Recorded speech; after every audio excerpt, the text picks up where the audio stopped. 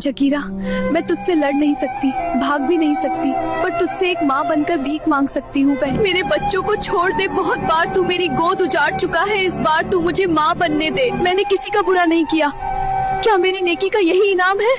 नेकी, दया, यह सब कमजोरों की बातें हैं मैना। दुनिया ताकत से चलती है, आंसुओं से नहीं। तेरे अंडे मेरी भूख है और भूख किसी की कहानी नहीं सुनती। अगर तेरी भूख इतनी ही बड़ी है तो मुझे खा ले, मेरे बच्चों को छोड़ दे, मेरे सीने में उन्हें पालने की आग है।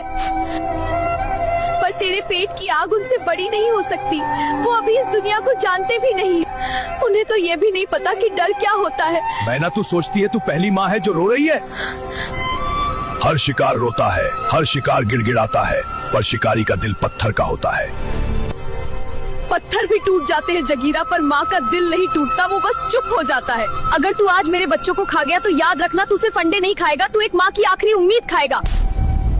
अगर भगवान कहीं होता है ना जगीरा, तो वो आज तुझे देख रहा होगा।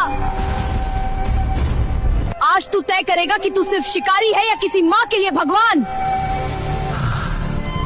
कुछ दिनों बाद जब गौरैया को पता चला कि उसकी बहन मैना माँ बन चुकी है, तो वह खुशी खुशी उससे मिलने चल पड़ी है। लेकिन जैसे ही वह मैना के अड्डे पर पहुंची, उसके होश उड़ गए। वहाँ बिखरा पड़ा था एक टूटा हुआ घोंसला और जमीन पर फैले थे टूटे हुए अंडे थे और जमीन पर मैना के पंख फैले हुए थे। यह सब देखकर गौरैया चिड़िया समझ गई कि यहाँ कुछ भयानक हो चुका है, कि ये उस बेरहम जगीरा का ही काम था। ये समझते ही गौरैया वहीं टूट कर बैठ गई और अपनी बहन मैना को याद करके फूट फूट कर रोने लगी।